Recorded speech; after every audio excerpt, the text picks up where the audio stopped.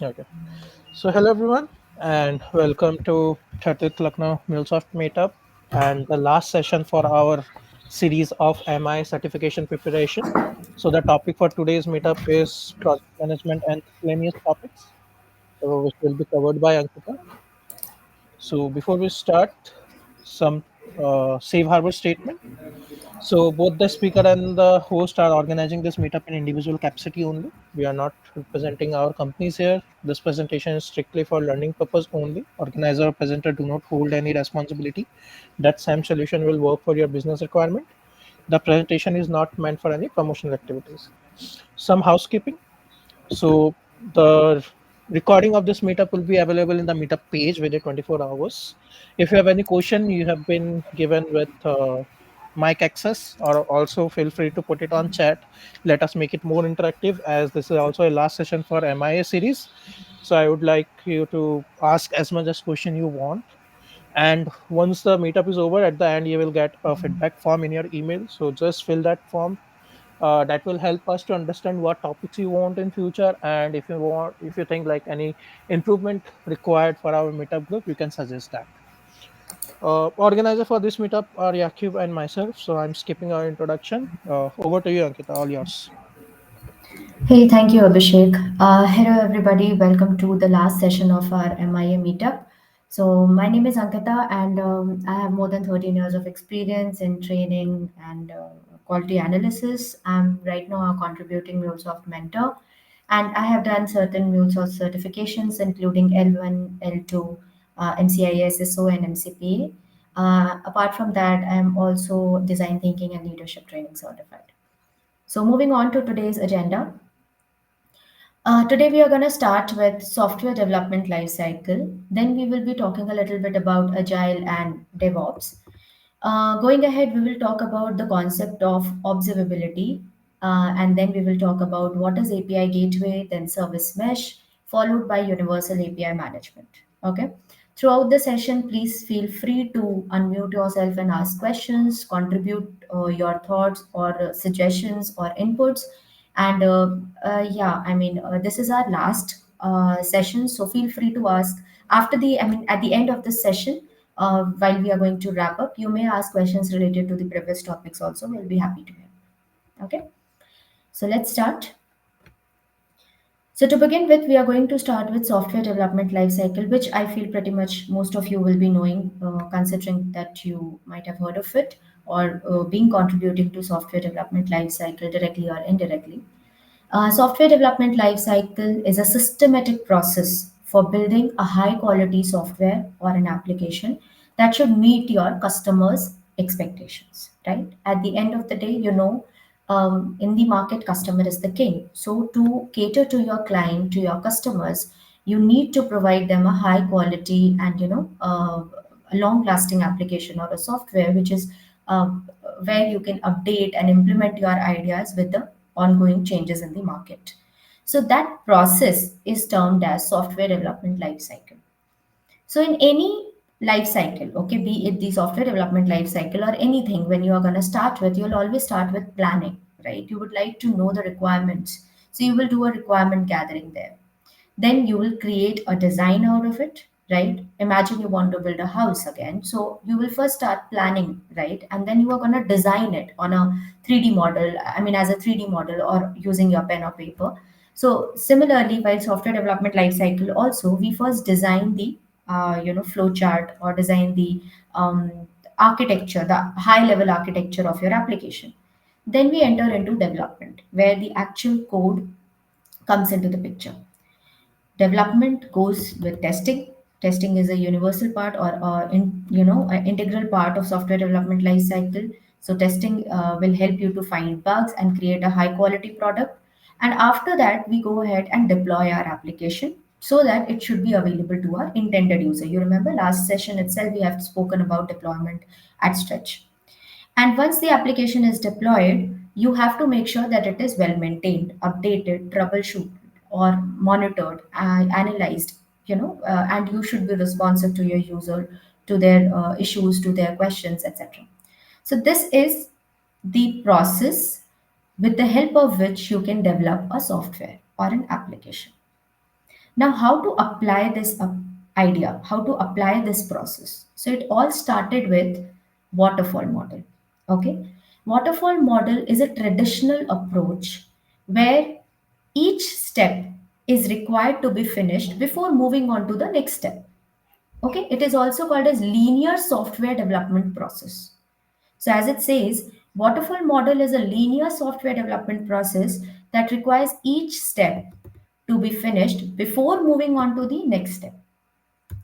Each phase is separated and they needed to be extremely clear from the start. So, what happens in waterfall model? We do everything step by step. So, we actually begin with requirement gathering. So, in this process, we do everything related to planning. We try to identify our client's requirement. We try to identify the costing, the deadline, the timing, the disaster management, the cost saving, everything what is intended to be given to the client at the end of the day. That has been decided. I mean, that is being decided here in the requirement process or in the planning process. Once this process is completed, then only we move on to the design process. Now, in this phase, we focus only on the designing of the architecture based on the requirements that we have received. So, thoroughly, we will spend all our time in designing the application. Once this step is done, then only we move on to the development phase. Then only we move on to the testing phase and so on. So, this kind of architecture is suited to smaller projects where deliverables that are easy to define from the start, right? When you have a small scale business, when it is, where your outcome is very small or limited, basically, in that case, we can go ahead with the waterfall model. It is very useful and predictable approach if the requirements are fixed. So you cannot say that, okay, I'm in the development phase and suddenly your customer comes and he says that, hey, I would like to implement some new changes to it. That is tedious. In waterfall model, that is tedious. So if the requirements are fixed, they are very well documented right from the beginning, they are clear, and if the technology is understood and mature, and if the project is short. So if all these criteria are met, then only waterfall model is a hit. Okay, so that's why I told you that this is a traditional approach. This actually started while the software development life cycle was, in its starting phase. So we actually started to implement that idea with the waterfall model. So what are the advantages and disadvantages? Advantages are very easy to explain to the users because all the requirements are taken care of in the first phase itself. So it's very easy to explain to your users, your stakeholders, that what is supposed to be done. Structured approach, right? You know that once this phase is done, then only you're moving on to the next phase. So the approach is very structured, streamlined. The stages and activities are well defined. See, if this is not there, if it is not defined in advance, then definitely we cannot go back and do any kind of changes, right? Undoing the changes or, getting a wrong idea or misinterpretation of something will lead to a wrong outcome. So the stages and activities are well defined. It helps to plan and schedule the project. So, right from a certain stage, you will be knowing that, okay, by this time my application will be completed. Verification at each stage ensures early detection of errors and misunderstanding because you are thoroughly spending your time in a particular stage. So, if you are in a requirement stage, you know you are giving your ample time to requirement understanding so that if there are any kind of miscommunication, misinterpretation, it is going to be handled at that phase itself. You are into design phase, and in design phase itself, you are taking care of it so minutely that you are not gonna, I mean, the chances of having any kind of errors or misinterpretation is quite less. It is automatically decreased, the chances are decreased. And each phase has specific deliverables, which means that in your requirement gathering phase, you are going to get your SRS, software requirement specifications, that this is my client requirement, this is what I have to support, this is what I am supposed to deliver. Design phase, you're going to get your flow chart, your use cases, everything ready. Now the developer knows, okay, this is the architecture and this is what I have to build. Development, the entire code is ready. Now the tester knows that this is what I have to test. So each phase has a deliverable, and these deliverable actually help us to, focus on the next stage. So these are the advantages. But what are the disadvantages now? The disadvantages are it assumes that the requirements of the system can be frozen.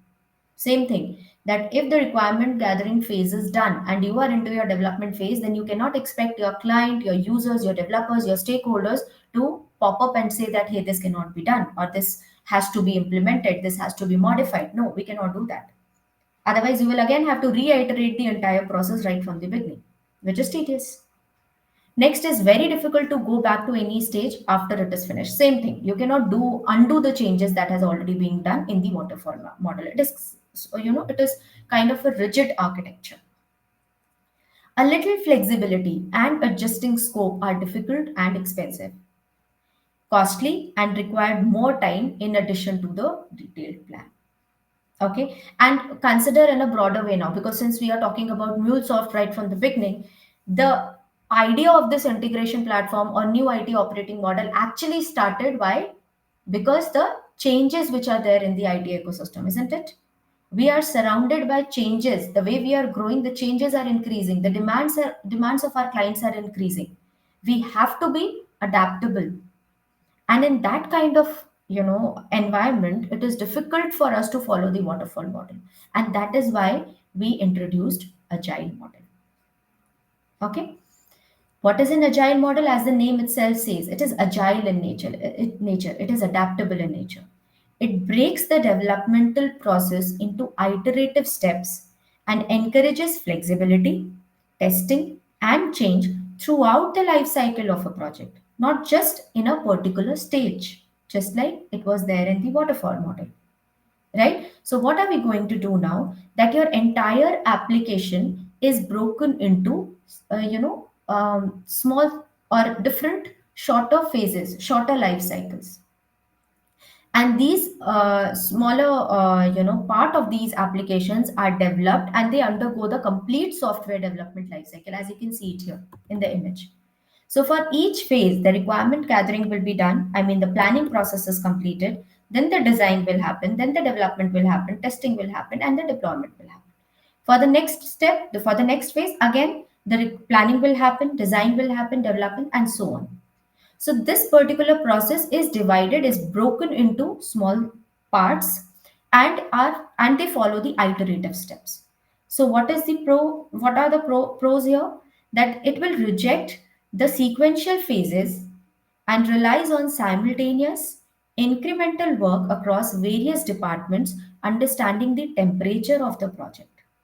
Now, this particular approach is so flexible that tomorrow, if your client comes and says that, hey, I would like to modify something, I would like to increase the scope, I would like to change something, yes, most welcome. We can do that. Why? Because we are not following the complete sequential stage here, right? It's not for us. It's not like that, okay, this stage is done, this is frozen. Now we cannot take your inputs anymore. No, now, at every or each of the given steps, each of the given time, you are welcome to take these modifications, updation, and you can apply it in your application. Companies as a whole become more adaptive to changes in their markets and therefore more competitive, leveraging both the increased effectiveness and their newfound responsiveness. Okay, so what have we done in the agile model? Instead of doing or applying the software development life cycle linearly or stage by stage, what we have done, we have broken our application into smaller applications, and we are applying this entire software development life cycle in chunks. Okay, in the iterative steps. All right. Any questions so far? Waterfall model is clear. Why agile? Is it clear? Mhm. Now, agile model, it has a major challenge now. What is the challenge? That this software development follows a set of best practices for creating quality software in a timely manner. That is fine. That now, instead of doing any process linearly, we are able to follow the set of best practices for creating the quality software. But to deliver the same, the team works in silos, because you have broken your application into smaller parts and each part has a dedicated team to take care of that. Because of these silos, the people who will be working as developers, testers, or IT operation teams, they will be working with a very little communication between them. because they are focusing on a particular phase. They don't know what the other team or other member of the your agile methodology are doing. Hence, they are not aware of what the others are working on, despite being a part of the same process. Now, the problem remains in isolation, and nobody wants to take the ownership for the screw up, because they all are working in silos now, right? Because you have broken the application into smaller parts, and now you have a dedicated team taking care of each of the phases. Okay, guys, can you just give me 1 second? I have to take it, please. I'm so sorry. I'll be back in a minute. Sure, sure.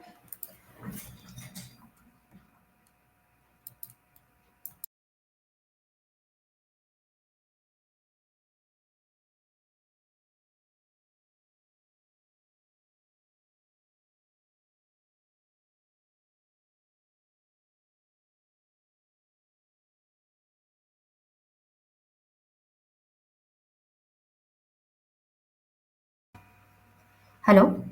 Yeah, I'm back. So Yeah, sorry.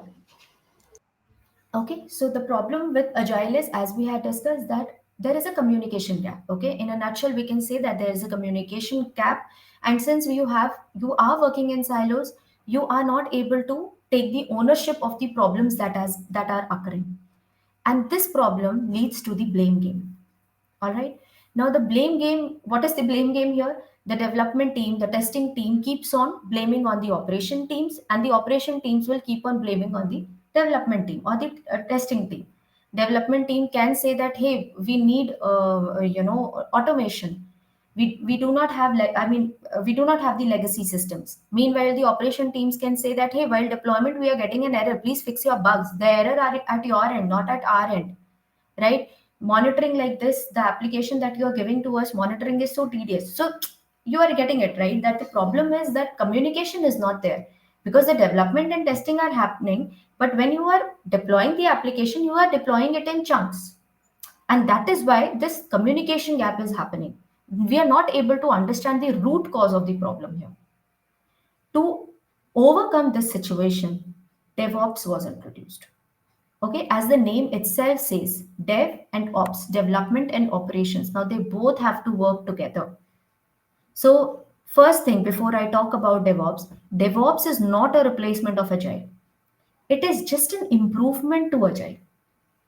Okay, it's not something that we were not doing when we were doing with the Agile model. It's just that with the Agile model, the communication gap, the isolation, which was the problem, that has been improved, that has been taken care of. Now, what is DevOps? DevOps is a practice of bringing development and operations teams together. Whereas Agile is an iterative approach that focuses on collaboration, customer feedback, and small rapid releases. So, Agile was introduced to overcome the problems of the waterfall model, which was, in waterfall model, everything was frozen. So, in Agile, we introduced the concept of adaptability, so that we can keep on focusing on our customer feedback, and we can be focusing on the small rapid releases of our application. But the problem that occurred in Agile was that in the rush of getting, a quality product, we were creating a miscommunication between our internal teams, that is development and the operation teams. So this DevOps practice says that now the development and operation teams will have to work together. How? Because DevOps focuses on constant testing and delivery, while the Agile process focuses on the constant changes. DevOps introduced the concept of CI CD approach, constant integration, constant deployment. Now, instead of deploying our applications in silos, that you have created one project, one part of the application, you are deploying it. One part of the application, you are deploying it. Now, what we are trying to do, we are trying to develop the application. You can see it here. We are trying to plan, code, build, test, develop the application, and then we put it into the CI CD pipeline, where you start integrating the application right from the beginning and ask your operation team to start deploying your integrated product. So you will keep on developing the application, integrating it, deploying it. Development, integration, deployment. Development, integration, deployment. So this is how you are actually focusing on constant testing and delivery together. And while agile was focusing on the changes, so now both the things are taken care of. You are open to adaptability, so you are actually focusing on the, if there are any updation changes in the application which is needed, yes, we are adaptable, we can take it up. But how? Now the development and the operation teams will have to together work on it. If there are any changes, the development team will do the coding, will integrate the product, and then immediately it will be deployed so that the operation teams can test it, deploy it, monitor it, and find out the bugs if there are any. Okay. Now the target area of Agile is software development, whereas the target area of DevOps is to give end-to-end business solution and the fast delivery. All right. Now we are not only focusing on the development of an application. Now that this is not just, this is not our only motivation now. Apart from this, we are also taking care of end-to-end business solutions and the fast delivery of the product, because applying the changes while coding is one thing, but whether it is going to work while integrating the project with the existing application and then deploying it, that was the challenge that which was in the agile methodology. So now both of these things are being taken care of when we had applied the idea using DevOps. DevOps focuses more on operational and business readiness, whereas Agile focuses on functional and non functional readiness. So, since we are focusing on Agile, we are taking care of functional and non functional aspect of the application. However, now using DevOps, you are also focusing on the operational and the business readiness of the project, right? So not only your application is a solid application, but when your application goes live, when it is deployed to its intended user, then also it is working fine. This is the idea that was introduced by DevOps. So DevOps is not a replacement for Agile, it is an improvement for Agile. Any questions so far? Are we good? Okay. So see here, this image actually summarizes how DevOps works.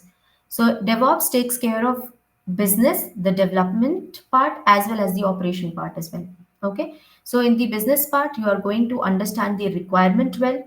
You are always, in touch with your client to take their regular feedback, to understand their scope, etc. Then you have the development team, where your planning team, development team, testing team, as well as the operations team, they all will sit together and they will try to understand the application, the business, the code, the bugs, everything.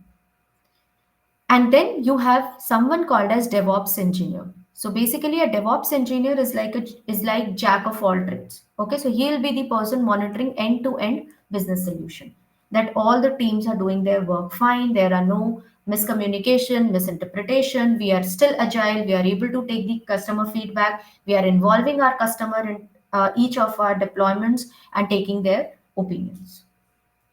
Okay, so basically, agile fixes your business and the development part, and DevOps fixes your development as well as operations part. Okay, now the point is, we are talking about all these things, and we have quite well understood why DevOps is, is now the talk of the town in the IT industry, right? Most of the organization are moving towards DevOps. So definitely, MuleSoft will also be trying to adapt DevOps, right? Because DevOps has so many pros over the agile as well as the waterfall model. So how are we going to adapt DevOps? We have Anypoint platform. So we need to work with Anypoint platform in a way so that we should be able to apply the DevOps methodology. So is it possible? Yes, it is.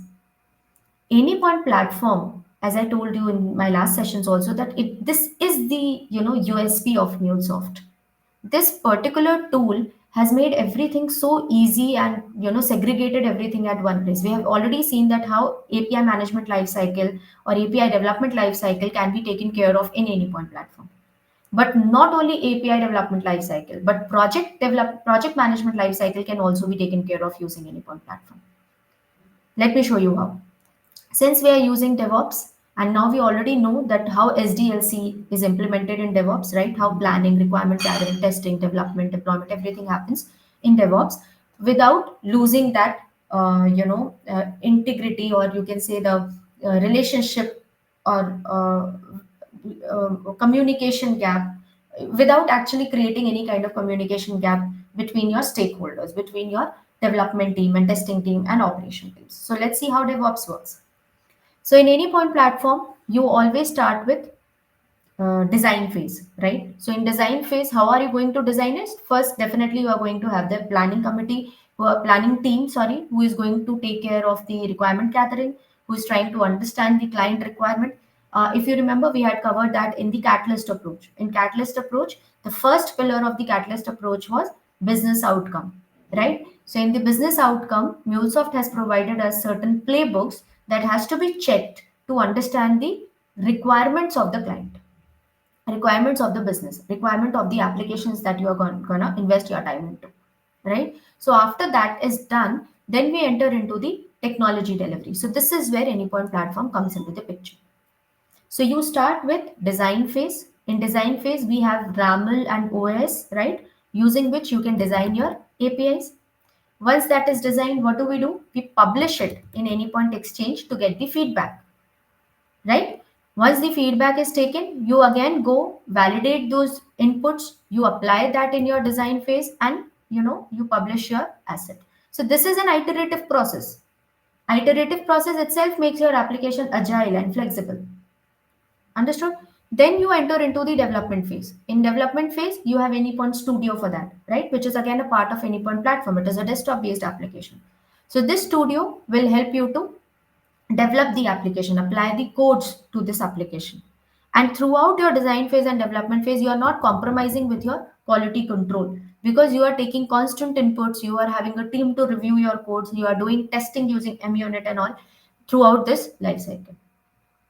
Once the development is done, then what do? We actually push our code to some source code management, right? Source control management like GitHub. And if you remember, I think we have also talked about it that Anypoint platform is integrated with GitHub, where you can push all your source codes at one place, right?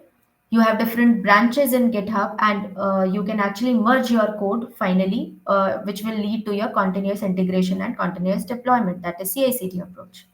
So this GitHub will be integrated with your Anypoint platform where the codes can be pushed. And apart from GitHub, the clients can have their own source code repository that can be integrated with the platform. Okay. Now you will go ahead and move on to continuous integration because we are following DevOps. So in continuous integration, your studio is already integrated with Maven.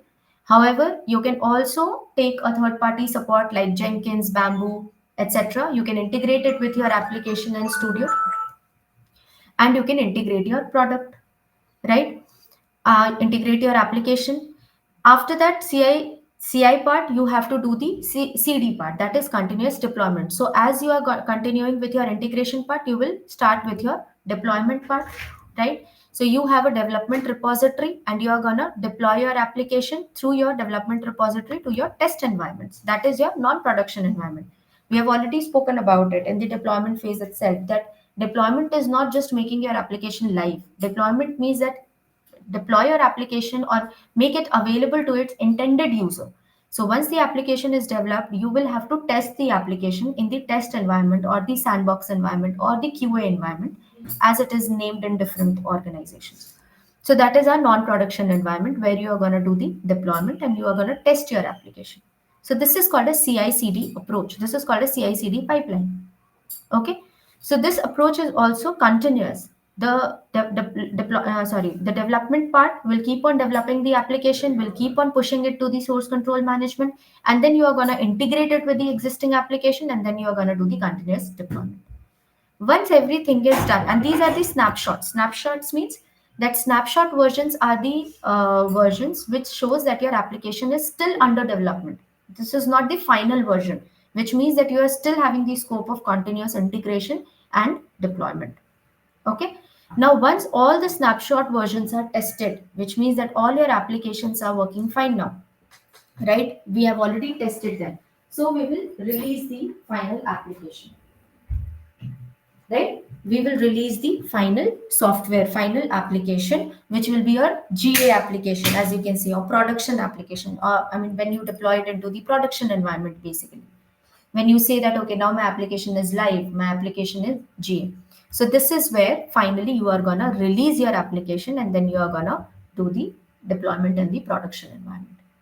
And to manage all these things, again, how any point platform comes into the picture. So in any point platform, you have something called as runtime manager. You have something called as API manager that helps you to handle all these deployment part, right?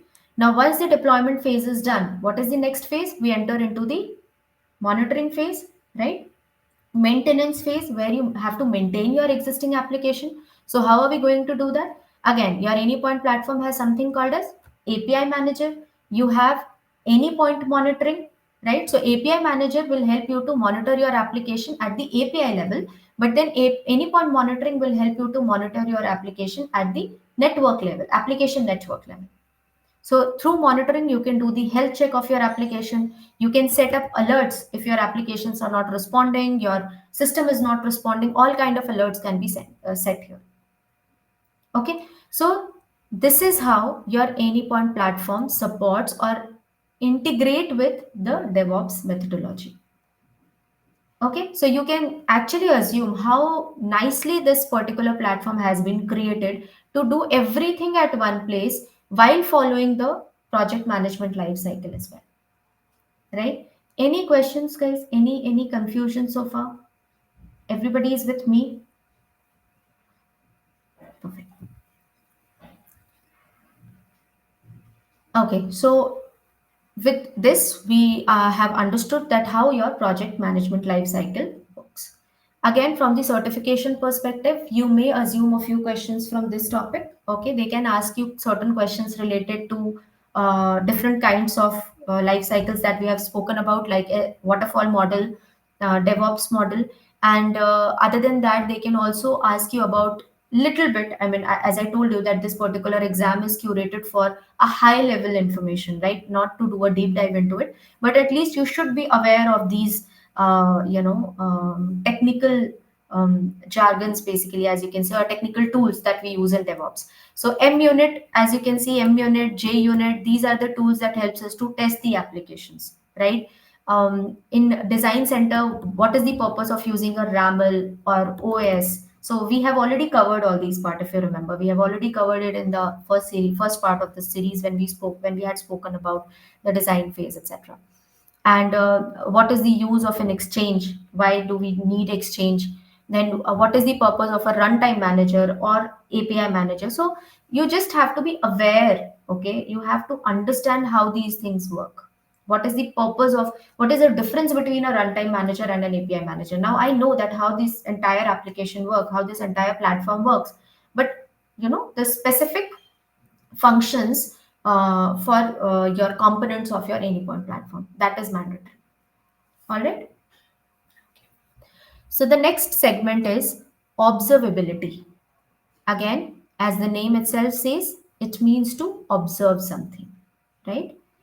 This is the ability to measure a system's current state based on the data it generates, such as logs, metrics, and traces.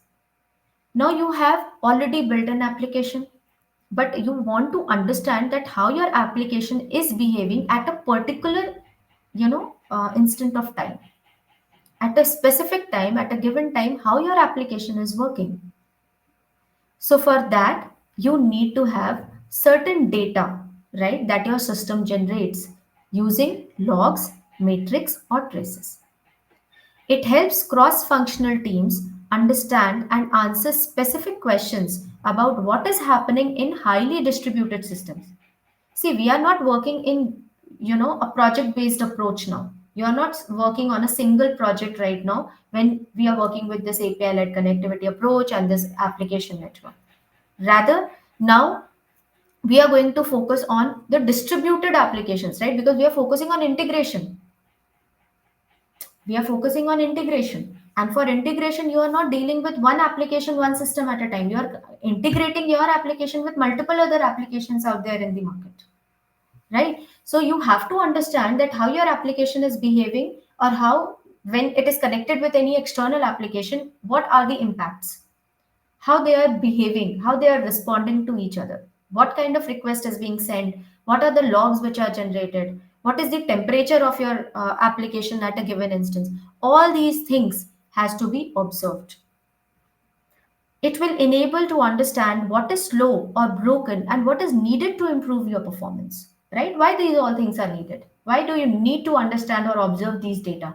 Because it helps you to understand if your system is going south, if it is not working as expected, or if it needs certain improvement, right? Or if you need to modify the application as per the current changes, it needs to, you know, then in under these kind of things, you need certain data.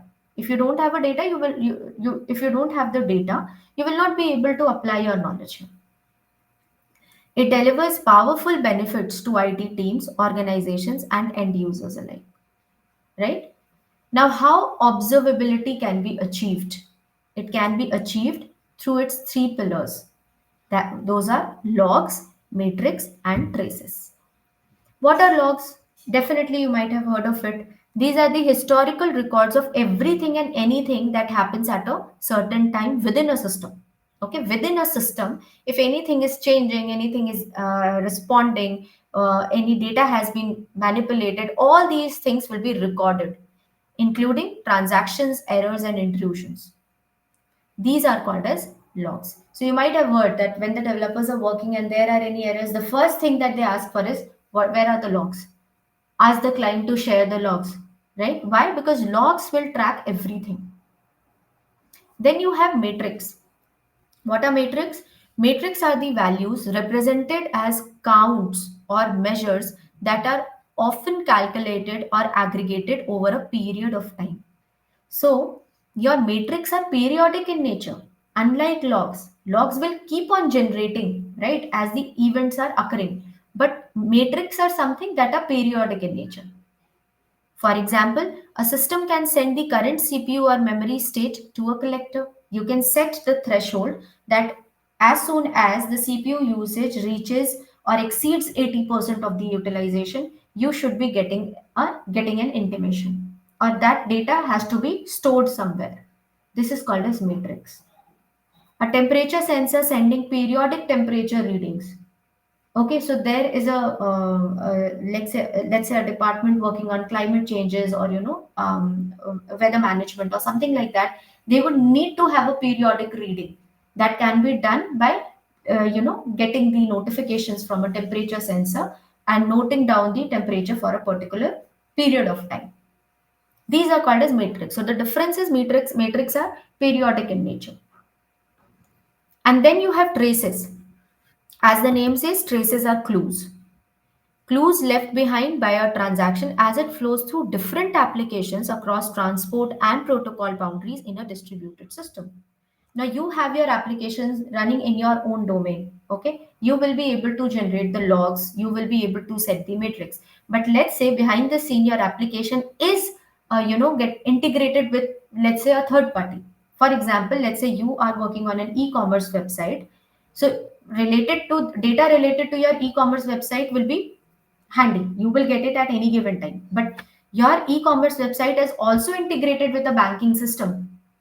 Yeah, it can happen behind the scene. Let's say it is integrated with a banking system. So the banking system is not going to give you their logs. Correct?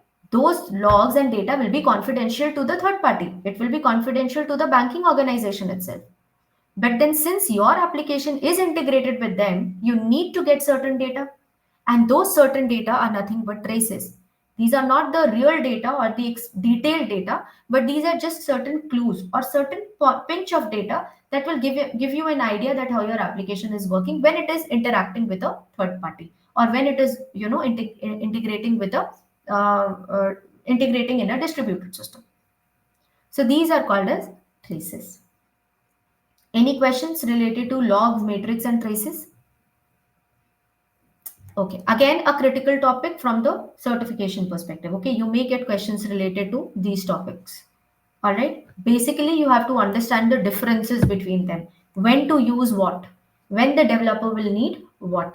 So, you have to understand logs are the historical records which will be generated for a specific period of time.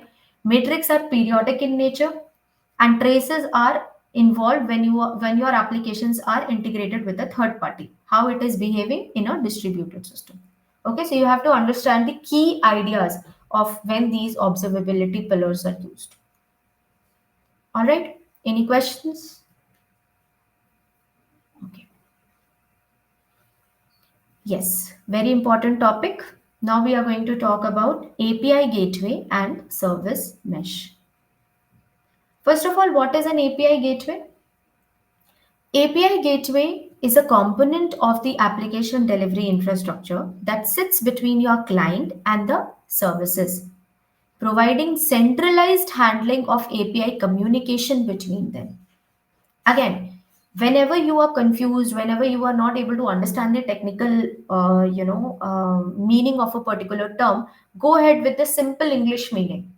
I have been telling this from right from the beginning, considering that my audiences are coming from they are preparing for MIA because they might be coming from non-technical or non-integration background. So you have to understand that the meaning is actually hidden in the terminology itself. Okay, gateway itself, it is explaining, right, that it is a point of entry of something, right? Why do you need a gate? To allow something to enter and to exit.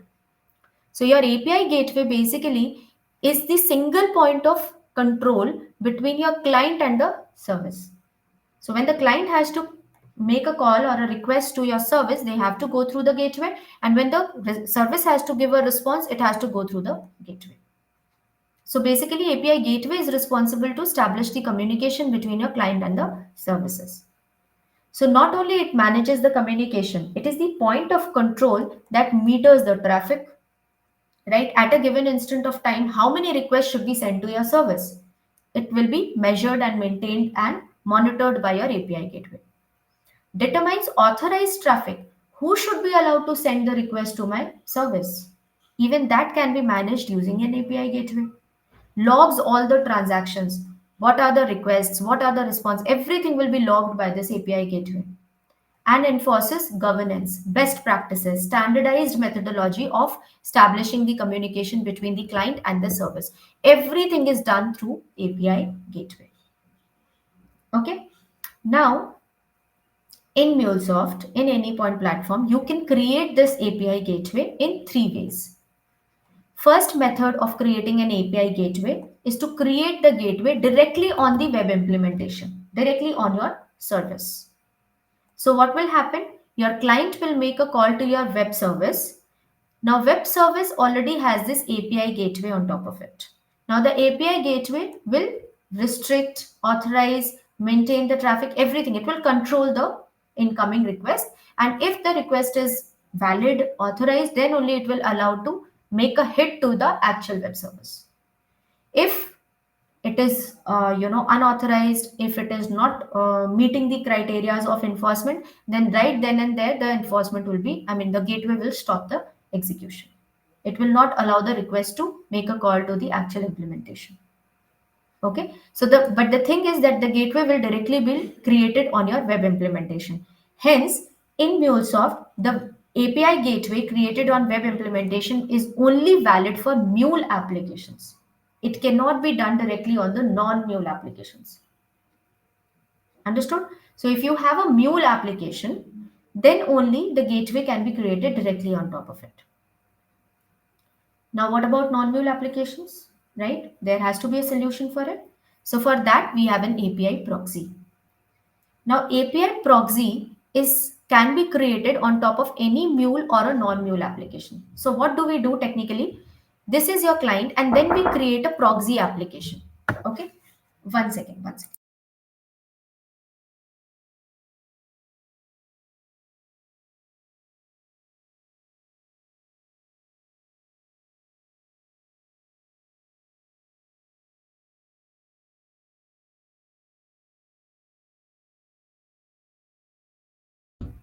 Yeah, so sorry guys. It's a weekend and I'm getting lots of disturbance today. I'm so sorry. Yeah. So yes, as I was saying that API proxy can be created on anything. It can be a Mule application or a non-Mule application. All right. Now what happens, as I was explaining, that we create a proxy application on top of the actual implementation. Okay, proxy, again, go with the English meaning. Proxy means which is not real, right? Which is not practically present in colleges and in Generally, in colleges, we used to mark our proxy attendance. You remember that? Proxy attendance for a friend or so. What does it mean? That, okay, my friend is not present, but I'm marking a proxy attendance for him, stating that he is present, right? So the same thing we are trying to do here. We are trying to bluff our client. So the client will have to make a call on the proxy application, which is not the real application. And this proxy application has my API gateway on top of it. Now, this API gateway will implement or will enforce all the policies to identify if the incoming requests are valid or not, authorized or not, if the traffic is controlled or not. If everything is managed, then only we are going to make a call to the actual implementation. If not, then my proxy application will itself stop the further execution. Okay, you can actually analyze it. I can give you an analogy here. Let's say there is a house, okay, and you have to safeguard your house. You have to make sure that no intrusion is happening, no people who are they should enter into your house with your permission. At least you should be aware. So what will you do? So you have a house, and you will be having the main gate of the house, and then you can ask a security guard to sit outside your house. That is one thing. Or second thing is, if you want to make your house more secure, then what can you do? Outside your house, you can build a boundary wall, and the gate will be there in the boundary wall, and the security guard will be sitting outside your boundary wall to manage or safeguard your house. The exact differences between the web implementation and the API proxy. So in web implementation, API gateway is created right on top of your implementation. But in API proxy, there is a boundary wall outside your API implementation, managing all the incoming requests. Now, if I'll ask you what are the basic differences here, can you tell me? Both are secured, right? But comparatively, which is more secured? Can anyone tell me? API proxy or web implementation gateway? Anybody? Okay. See, huh? I think somebody was. No, no, carry on. I was just saying like they can put in chat as well. Huh? You can put on chat as well. See, the point is definitely if your house has a boundary wall, external boundary wall, it is always more secure, right? Because first the person or the incoming person in the case of house, they will have to first cross your boundary wall, then only they can be allowed into your house, right? So API proxy is absolutely more secure than applying a gateway directly on web implementation. However, API proxy is costlier when it comes to choosing between the API gateway directly on the implementation or creating a proxy. Again, think from the analogy perspective. Building a boundary wall will cost you more, right? So similarly, creating an API proxy and deploying it, managing a resource for that is comparatively costlier than that, right? So now you have to explain this to your client whether security is important. I mean, some, let's say your application is a banking application, then definitely you should go ahead with the proxy because security is a concern. You have a lot of critical and confidential data to take care of. But let's say if it is a normal kind of an application, e-commerce application or so, where lots of confidential data are not at stake, then yes, we can also go ahead with the web implementation API gateway. Okay, it will save a lots of save a lot for your client. All right. Now comes service mesh. As I'm talking about the non-mule applications, because non-mule applications, API proxies can be created on both mule as well as non-mule applications. All right.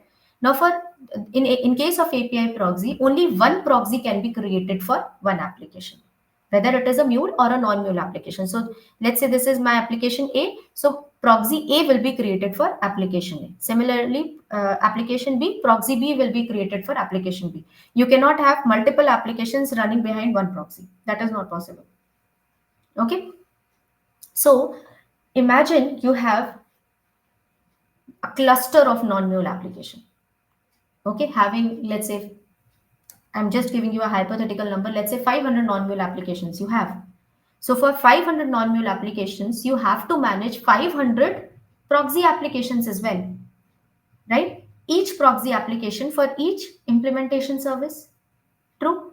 Now that will cost you an arm and a leg, right? The client is definitely going to run away. So in those kind of situations, provided that the cluster is created in a Kubernetes architecture, we will go ahead with something called a service mesh. So service mesh is created for non-Mule applications running in the Kubernetes cluster. So what do we do? Instead of creating API proxies for each non-Mule application, we build a service mesh. And we, on top of this service mesh, you will create this API gateway and enforce all your policies on top of it. Now, talking about service mesh. Service mesh is not a very, a brand new concept which was introduced by MuleSoft. No. Service mesh was always there in the world of microservices. So this particular architecture was used for microservices deployment that uses a sidecar proxy to enable secure, fast, and reliable service to service communication. In a nutshell, I can say that when we introduced the concept of microservices in the market, then the microservices needed to communicate between each other. And that communication was possible through service mesh. So service mesh was always there. This concept was always there to establish a communication between multiple microservices. Please be very mindful. This is a very critical topic that I'm talking about from the certification perspective. Okay, they can ask you little tricky question when it comes to service mesh and API gateway. So I'm repeating it again. Service mesh is something which was used in the world of microservices to establish a communication among these microservices. Okay, reliable service to service communication, as it is clearly mentioned here. Using the same concept, MuleSoft has applied API gateway on top of the service mesh to establish the communication between your non-Mule applications as well as external clients. So it's not only service mesh is used in microservices to establish a communication between these microservices, but using this API gateway, we are trying to establish a communication between the external client with your non-Mule applications. So service mesh with MuleSoft API gateway enables the external clients to communicate with the non-Mule applications in the Kubernetes cluster. Okay, so understood what is a service mesh? Service mesh was basically used by Anypoint platform or MuleSoft to create an API gateway and to apply all the enforcement and policies that can be done on all the non-Mule applications running in the Kubernetes cluster. Okay, and why this gateway was needed? API gateway is always needed to establish a communication between your client and your services. Okay. Any questions? Any confusions till now? Are we good? Okay. So heading towards the last topic of the class, which is universal API management. First of all, why do we need or what is this universal API management? Okay. So let's try to understand it with a diagram. You remember in our last topic when we were talking about deployment, we have already spoken about the concept of control planes and runtime planes. Okay, so in control planes, what happens? Control planes help you to control your application wherever it is deployed, right? Wherever the application is deployed, I don't need to worry about it. My control plane will be able to control this application. Now, the control plane can be MuleSoft hosted, right? It can be MuleSoft hosted or it can be customer hosted. Now, if the control plane is in your MuleSoft hosted, it will be able to manage the applications running on Cloud Hub or running on RTF or running on the customer hosted applications also, customer hosted domain also, right? Or it could be through public cloud environment also. But let's say if the control plane is on the customer's environment, it should only be allowed to manage the applications running on the customer hosted runtime planes. True. I hope everybody is with me or everybody is able to remember that concept. So, with that, the problem now, before telling you the problem, let me again go back to the concept, the idea of MuleSoft. What was the idea of MuleSoft? All these things started with the concept of reusability. You remember that? Yeah. We do not want to do the repetitive task. Remember the word mule again, donkey and horse. We do not want to do the repetitive task again and again, right? Rather focus on creating something innovative, that the thing which has already existed, you should be able to reuse it.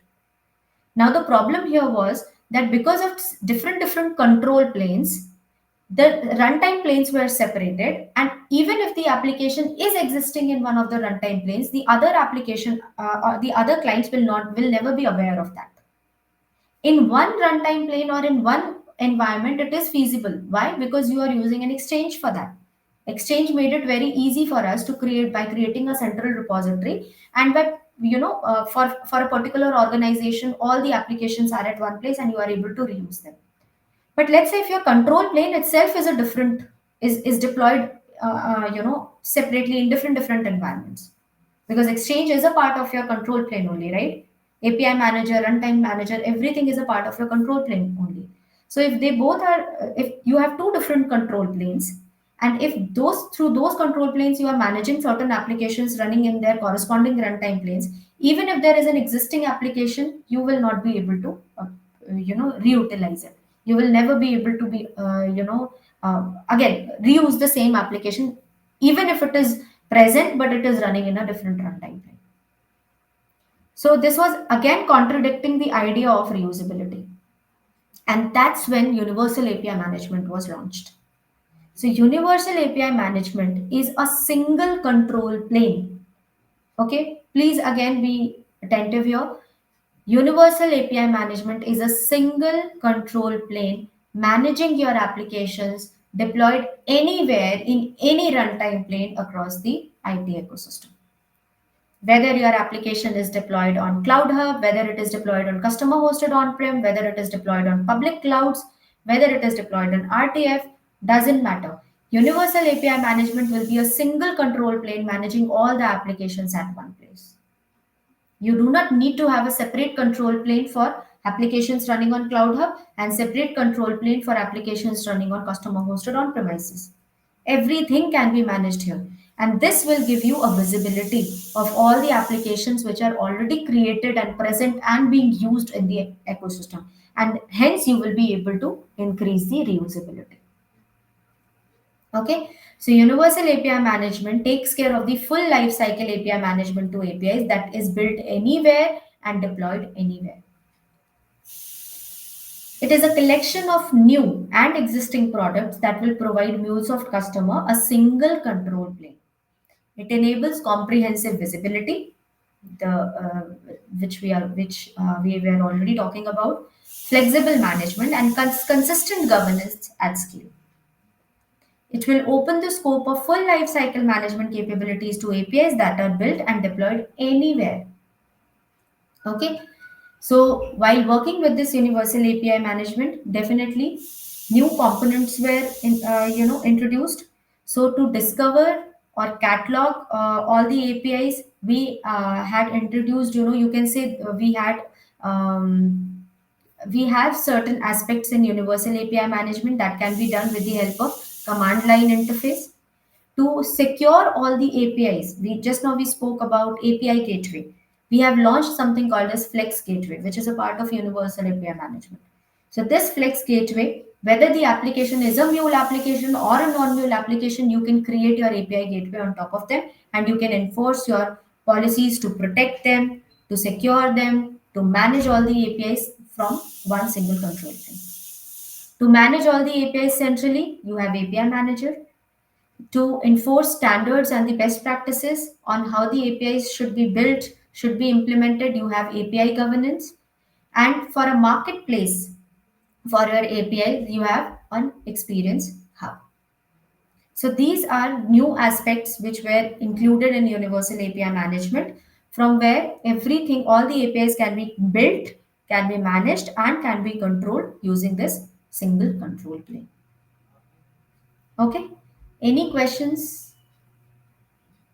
Any confusions? All good? All right. So with this, we have completed today's topic, which was the last topic of our MIA, syllabus. If you'll go through this trailhead link, the topics that we had covered today are these: what is the agile project development? What are the DevOps resources? the concept of observability in any point platform, what is a service mesh, and we had already also spoken about universal API management. If you will go through these links, you will be getting all the topics, revolving around the details about the topics revolving around the, sorry, let me rephrase it. What I'm trying to say is that if you'll go to these topics, you will only be given an idea about, agile project management or service mesh. But in this particular course, I have tried to start everything from the scratch so that all the dots can be connected and you should be able to understand it thoroughly and in detail that what this particular topic means. So this was the purpose we had launched this particular session, the series of sessions, and I hope we have done our best to cover each and every topics in detail so that you should be able to prepare for your certification. My suggestion would be to definitely go through all the topics that we had covered through this trailhead link. The entire study material is already provided to you. It is already present in front of you. You just have to go through it. Followed by that, you have something called as practice test. So let me just show it to you. I'll open my trailhead link. So this is the trailhead link. Okay. If you'll go here, you will have the data sheet, which will cover all the topics, and all the topics that you can see here, we have covered it in our series part by part. Once you are done with everything, you can go to this link and register yourself for a practice exam. So this practice exam is created in the same format, length and durations, and type of the questions that you can get in the actual examination. And it's a kind of a mock test for 1.5 hour, but it is something which is internal to your account. So you can give this exam multiple times to understand the concept and to understand how the actual certification exam works. Okay, so please do this. Please go through your practice exam and make sure the questions that you are answering is you are able to understand the concepts thoroughly. Apart from that, when you are going to cover these topics, with each topic you might, I mean, which not all the topics have it, but a few of the topics you will find quizzes integrated with the topics itself. So don't miss that as well. Okay, please make sure to do all the quizzes. That will help you to increase your confidence and understand the concepts much better. Okay, and the link I think is already being shared here. Yeah, sure. Thank you, Ayushi. Thank you so much. Okay, the link, Abhishek has already shared the link on the chat window. Please log in and create your Salesforce or Trailhead account and access these resources. Okay, anything else? Any questions?